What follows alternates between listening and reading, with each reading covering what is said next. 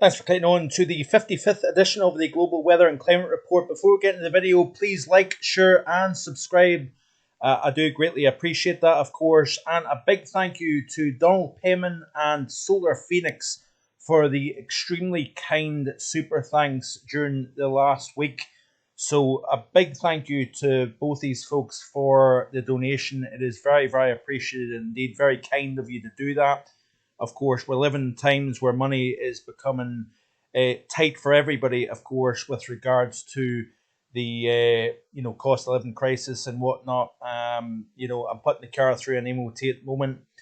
Everything just costs money, whether it be putting food on the table, whether it be heating your homes, trying to get to and from your work. It, of course, is a very, very difficult time for everybody at the moment here. So like I say, I want to reiterate the point. Thank you very much for your kind comments as well as your kind donations as well. So, of course, it is Sunday. It is Global Weather and Climate Day here on markloganweather.com.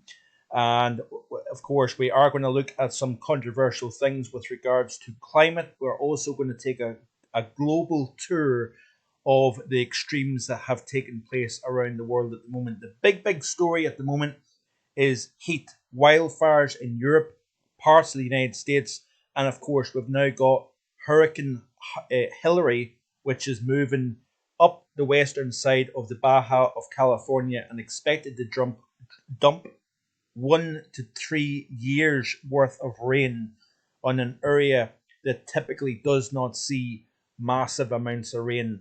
And by that I mean to the east of the coastal mountains, from LA down to San Diego, the areas over the coastal range in the desert, you typically see very little in the way of rain, especially at this time of the year. But Hurricane Hilary has already done its work on places such as the Baja of California. Flash flooding, some damage and rain. The rain is going to be the big story with Hilary over the southwestern United States.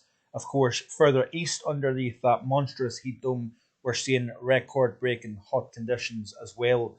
So heat is a big story, and it is rightly so a big story at this moment in time. The El Nino is helping drive warming around the planet, I think. We're also seeing record-breaking warm sea surface temperatures in the Atlantic. That is driving a hot Europe. We've got, of course, the record heat in places such as Lima, the world's highest capital city, I believe, if I'm right in saying. Astonishing levels of warmth at 1, 2, 3,000 meters above sea level at the moment here. There is no getting away from the fact that it is very, very warm across the planet at the moment. And it looks as if the warmest July on record has been achieved. Now, remember what I've always said, folks. I'm trying to show you an unbiased opinion here on this. Don't shoot me down. I'm just giving you the facts that I'm seeing in front of me, albeit those facts could be tempered, tweaked, showing you certain agendas that certain companies, people want you to see. But there is a lot of warmth rather than cold around the world at the moment here. But as you know, if you've been watching me here in the channel, I will give you my opinion on things. The climate is like religion, and it's becoming quite a toxic subject. People are becoming quite aggressive. There's hatred being spouted around because of the mention of climate. Whatever side of the fence you're on, it doesn't get to that. It shouldn't be getting to that point where people are becoming extremely aggressive and, on social media. Social media is actually a disgusting thing, really, if you ask my opinion. But also the mainstream media has got a lot to answer for. A lot of scare stories out there with regards to fires. Most of those fires are being caused by people, sparking them. Natural places such as the Mediterranean, even Canada, drying out during the course of the summer season. Fires are a natural occurrence, but of course when you've got arsonists setting those fires and taking advantage of the dry vegetation, naturally it's going to go up. So very much a case of, I believe that the natural fires are actually on a downward trend globally at the moment here, but of course the mainstream media would have you believe different here. There are so many things to cover. I've only got already 10 minutes left. I'm 5 minutes into the video. I'm wanting to try and do everything in today's video rather than having to do a two-parter. But according to NOAA, the warmest July on record for the globe has occurred here. And then, of course, you've got all the massive fight, the battle between whether you believe it, you don't believe it, denier, non-denier, whatever. It is a very, very toxic world that we live in at the moment here. I'm trying to provide a quiet, safe space where we can look at this, in a decent manner, discuss it in the comment section below. Please don't get aggressive. Just show your opinion without going off in one, because I'm not going to tolerate people starting to get nasty when it comes to the subject of climate. You know my opinion about it. I believe that this is not the warmest the planet's ever been. I believe thousands, millions years ago, the planet has always been a turbulent place, and we have lived in somewhat of a climate optimum over the last 30 or so years here. The planet has grown population-wise tenfold in the last 30 years or so. Why is that the case? If we're on the brink of no return with regards to climate. But the El Nino is doing a lot of work. Whether you believe or not, the Tonga Hunga volcanic eruption drove boatloads of moisture into the atmosphere. That has been allowing the planet to warm up. The sea surface temperatures have been on the rise significantly. They've been somewhat off the scale in recent, the last 24 or so months. We've had remarkable warm waters. What is causing that? That is, of course, the big question. We are going to see a continued global rise in temperature, sharper than we've seen in the last 2 to 3 years because of the El Nino, of course. Could be a byproduct of that eruption as well. Volcanic underwater warming is probably a cause. Increase in size of cities is probably a cause as well. There are so many factors to consider, but I don't believe for a second that this is the warmest, and it is purely down to us causing it. That is my opinion anyway. So this is some of the tweets with regards to NOAA. Even with NOAA data manipulation, July 2023 in the US, only the 11th warmest July since 1895. There were 5 warmer Julys in the US in the pre-satellite era, which is quite interesting here. And we've got another one here. After an exceptionally warm July, the warmest July humans have ever directly measured. That could be the case. It probably is the case, because the satellite era only began back in 1979. So that's a very, very short period of time here with regards to global temperature. So 2023 is almost certain to conclude with the warmest annual average on record, which is, of course, one side of the argument here. We've got another one. Surface temperature data set from scientific institutes around the world all show that July 2023 was the warmest in historical records. No conspiracy. So that's that. Here's another one. July was the warmest month in satellite record, but this claim is bogus. Why is that the case? July was the warmest month in 174 years of record keeping. Well, that's a question mark right away. How do you know that? The global satellite record began in 1979, which is 44 years, not 174. So where are they getting the other, X amount of years? July 2023 temperature was heavily skewed by a dramatic heat. What is this saying? A dramatic heat wave in Antarctica related to the Tonga Hunga eruption.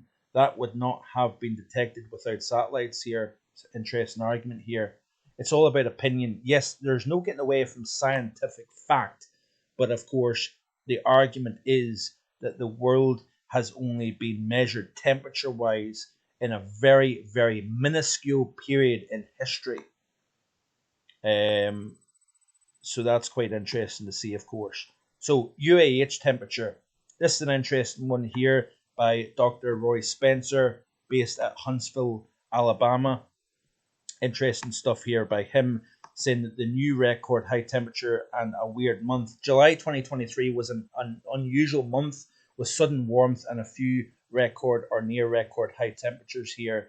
Since the satellite record began, 1979, July 2023 was warmest July on record with the global average. Warmest absolute temperature since July is climatologically the warmest month, tied with March 2016 for the second warmest monthly anomaly, departure from normal for any month.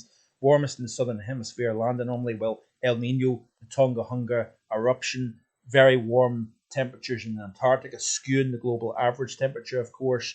We have got the warmest July for tropical land by a wide margin on record. So interesting stuff indeed here. And we'll have a look at the UAH temperature. Look at that spike here in the temperature for the month of July here. So you can see what's taking place. We've got this step up. El Ninos tend to drop it. We rise with the El Nino. So El Nino rises the global temperature.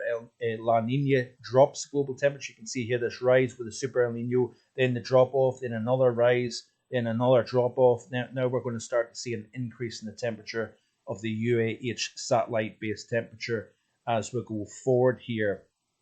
So looking at the CDAS data here for the world at the moment for the month of August here. So this is the global look. And yeah, there's no getting away from it. It's very, very warm around the planet at the moment here. Some areas of cool. We've got primarily parts of Africa. Europe is starting to turn around there after that cool first half. We're starting to turn things around. Very, very heavy rainfall over northern India, Pakistan, driving a cooling average here. Most of Africa, Middle East, Eurasia is below average. Interestingly enough, the central United States, North America really is below average for the month. So that is pretty interesting stuff actually here when you look at that. Antarctica is starting to turn things around, which is quite interesting. This is the average 1st of July through the 18th of August here, and we've got quite a large area of cool around the central United States. Very hot, west, south, and even the east, but that is due to warm overnight temperatures, I believe, in the eastern half of the United States with regards to the temperature here. Looking at Hilary. So, of course, we've got this massive 600 decameter ridge planked right over Kansas at the moment. All sorts of records, temperatures as high as 116 in Texas, 115 in Kansas here at the moment. And, of course, with the tropical system, it has to go north around this dome of hot air. And we are going to see 1 to 3 years worth of rain. Catastrophic, big word for me to say, catastrophic flooding is inevitable with this situation here, but it will be a heavy rainfall event for this region here, wiping out the drought. And we're going to see that heat continuing over the central United States as we progress through the course of this week. And you can see here, Hilary actually goes right over the top and down over the Great Lakes and the Northeast, eventually setting off a trough. Notice here at the very edge of the chart, we've got another tropical system. We will need to factor in the tropics, by the way, for the European pattern. We'll look at that in the upcoming week here on the channel. So let's have a very quick look before we run out of time with regards to what's been taking place around the world. So, of course, Tenerife, big dramatic scenes here. Very sad situation here. Flash flooding in parts of Buenos Aires in Argentina. There's more flood fires, British Columbia. Terrifying scene here, of course. Record-breaking, astonishing record winter warmth in parts of Peru at the moment. Record warm nights, 25 Celsius. In France, 23 Celsius. Belgium, Germany, and the Netherlands. All-time overnight records falling in places. The heat across parts of South America, remarkable. But it's the El Nino that's driving that, by the way. 116 in Texas, 111 in Oklahoma, 108 in Louisiana and South Dakota. The heat will continue. Very, very hot conditions across parts of South Africa. Also, as expected, northern portions of Africa. It was the second hottest July on record for Russia. Big fight between cool in parts of Southeast Australia versus the north. We're seeing this back and forth here, but overall, it's a warmer than average Australia. More record-breaking warmth, cool and warm. It almost got a first all-time record in parts of Antarctica which is quite interesting given the level of warmth. Ran out of time. Like, share, and subscribe. See you again tomorrow with more. Bye for now.